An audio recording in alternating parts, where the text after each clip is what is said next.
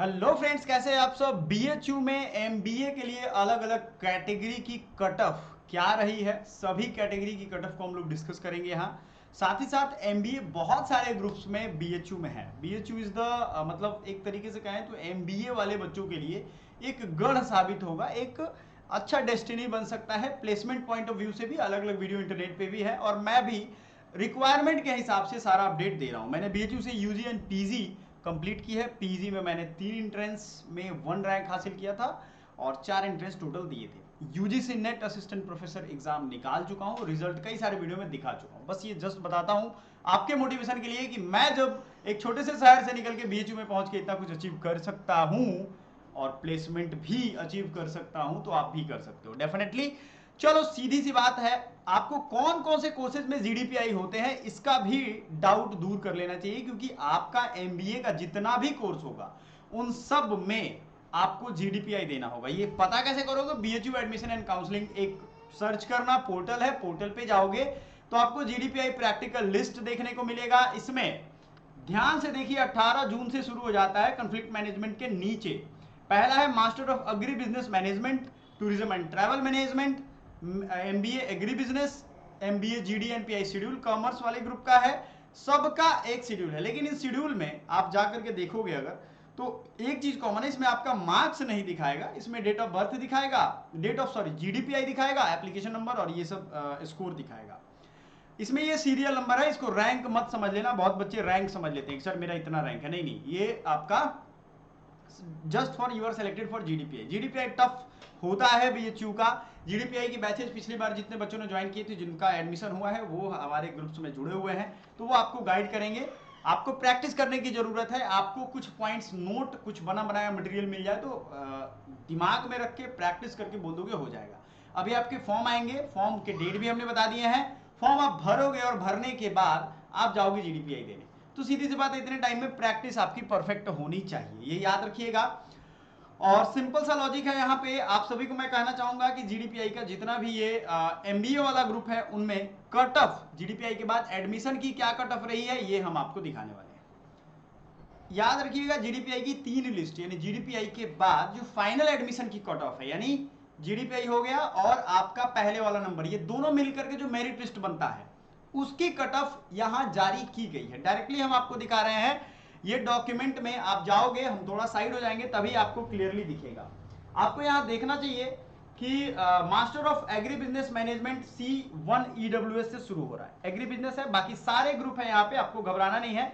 MBA वाले total बच्चे जुड़ेंगे, आप इससे अंदाजा भी लगा सकते हो। और हमने डेडिकेटेड एक व्हाट्सएप ग्रुप जनरेट कर दिया है। उस व्हाट्सएप ग्रुप का बेनिफिट ये है कि उस व्हाट्सएप ग्रुप पे आपको सारे अपडेट, सारी इंफॉर्मेशन, बैकअप के कोर्सेज, और जो बच्चे अगर किसी स्पेशल टाइप की सुविधा भी चाहते हैं इन द सेंस काउंसलिंग, तो वो ले सकते हैं।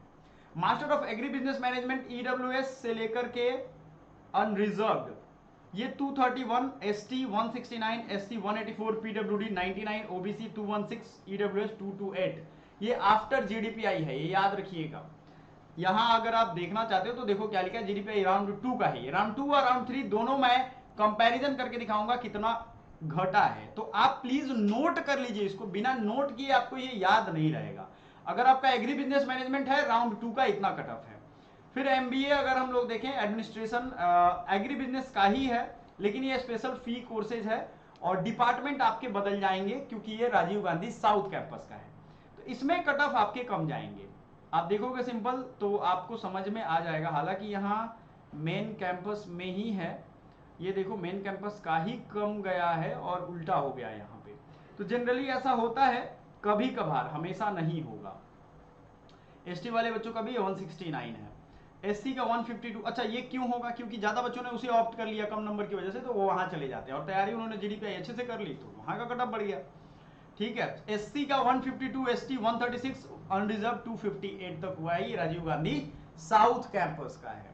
अब नेक्स्ट है डिपार्टमेंट ऑफ कॉमर्स वाले बच्चे आएंगे। रिस्क इंश्योरेंस स्पेशल फी कोर्स का क्या मतलब है? तो उसकी फी स्पेशल फी के तौर पे ली जाती है, ये याद रखिएगा। सेल्फ फाइनेंस्ड ग्रुप के अंदर में आता है। तो जो कॉमर्स वाले बच्चे हैं उनका अलग अलग होगा, जैसे रिस्क एंड इंश्योरेंस का इतना है, उसके बाद देखोगे फॉरेन ट्रेड का इतना है, फाइनेंशियल मैनेजमेंट का इतना है, तो आपको ये समझना पड़ेगा। क्लियर है? चलो, तो पहले आते हैं रिस्क एंड इंश्योरेंस में। अगर C1 का यानी नॉन बीएचयू कोटा का आप देखोगे तो 224 है, ओबीसी का 215, पीडब्ल्यूडी का 95, एससी का 178, एसटी 137। उसी तरीके से अगर हम देखें अनरिजर्व का तो 229। मतलब ये जीडीपीआई देने के बाद इतने नंबर में आपका हो रहा है, तो जो बच्चे घबरा रहे हैं ना कि सर मेरा बहुत कम नंबर है, बस आपका जीडीपीआई में मेरिट बन जाए। जीडीपीआई बढ़िया से दो, क्योंकि उसके मार्क्स ऐड होते हैं, वो क्वालिफाइंग सिर्फ नहीं है। This is not only qualifying, आपको पूरा कंप्लीट प्रोसेस करना होगा। If you want this lecture in English also please let me know, क्योंकि बहुत सारे बच्चे हिंदी भाषी क्षेत्र के हैं तो उनको हिंदी में बताना पड़ता है, इट्स माई ऑब्लिगेशन। फिर फॉरेन ट्रेड में आओगे तो C1 EWS में 225, ओबीसी का 215, पीडब्ल्यूडी का 86 है, एससी 170, एसटी 125, अनरिजर्व 231। ये ग्रुप आप याद रखना। नेक्स्ट जो है आपका वो है financial management special fee courses में EWS 230, OBC 219, PWD 120, SC 188, ST 146, unreserved 234। ये आपका क्या हो गया, ये यहाँ वन रिजर्व का 234। तो बहुत ज्यादा मार्क्स नहीं है, बस आपको इतना करना है कि आप क्वालिफाई कर जाओ। क्लियर है ये चीज? क्या आपको लग रहा है कि बहुत ज्यादा कट ऑफ है? नहीं, कट ऑफ हमने दिखा दिया, ये सेकेंड राउंड का कट ऑफ था। इसी तरीके से आपका थर्ड राउंड का कट ऑफ भी आएगा। थर्ड राउंड में भी आप जाओगे तो देखो कितने का गैप हो रहा है। राजीव गांधी साउथ कैंपस का ही शुरू हो रहा है इस बार, तो 233, यानी कि ईडब्ल्यूएस का 6 नंबर घट गया। आपको पिछला अगर लिखा होगा आपने सेकंड से थर्ड में गैप, तो आपको एक अंदाजा मिलेगा। जो होशियार बच्चे हैं ना वो नोट करते हैं, कंपैरिजन करते हैं, एनालिसिस करते हैं, और सबसे जरूरी चीज वीडियो लाइक करते हैं, ताकि जो रियलिस्टिक चीजें हैं वो आप तक पहुंचे। OBC 236 236.5, SC 152.5, ST 113 and unreserved 257.5। Is it cool? Yes. अब आपको बता दूं कि ये जो बिजनेस ग्रुप वाले यानी एमबीए वाले बच्चे हैं उनको और कौन कौन सा ग्रुप है, तो वही सारे ग्रुप होंगे। आप देखोगे एग्रीकल्चर इकोनॉमिक्स में यहाँ पे, क्योंकि वो राजीव गांधी साउथ कैंपस का था। अब आते हैं मेन कैंपस में 228, ओबीसी 216, पीडब्ल्यूडी 99, एससी का है 180, एसटी 162। राजीव गांधी का तो हमने देख लिया है। नेक्स्ट है आपका रिस्क एंड इंश्योरेंस। फिर से मैं डिवीजन कर देता हूं, आपको एक लाइन खींच देता हूं। ये रिस्क एंड इंश्योरेंस हुआ, ये फॉरेन ट्रेड हुआ, ठीक है। रिस्क एंड इंश्योरेंस में C1 EWS 222, OBC 212, PWD 95, C1 SC 170, ST 137 and unreserved 226। Clear हो गया?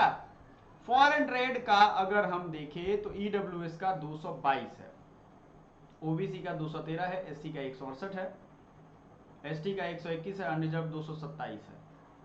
इसी तरीके से अगर हम फाइनेंशियल मैनेजमेंट देखोगे डिपार्टमेंट ऑफ कॉमर्स में, तो EWS का 222, OBC 219, PWD 120, SC 188, ST 124। Unreserved का भी देख लो भाई, 234 है, इसमें अनरिजर्व का हो गया है। तो कुल मिलाकर के कितने कितने गैप है, अगर आपने सीरियसली दोनों को कंपैरिजन किया है तो मुझे आप कमेंट करके बताओगे, तो मैं समझ जाऊंगा कि आप एनालिटिकल तरीके से देख रहे हो और आपका भी रिजल्ट होने वाला है।